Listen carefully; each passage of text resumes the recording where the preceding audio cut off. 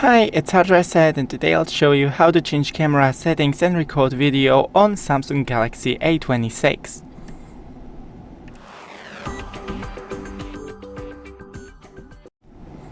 So first, open the camera app, and here we have More, and then the Pro.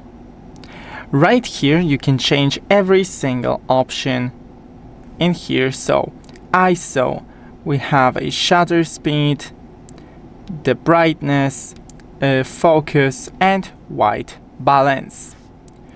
Also, from here you can select the video to record the video.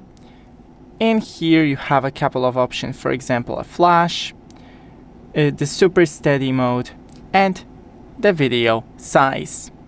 Thanks for watching, don't forget to leave a like, and see you in the next one.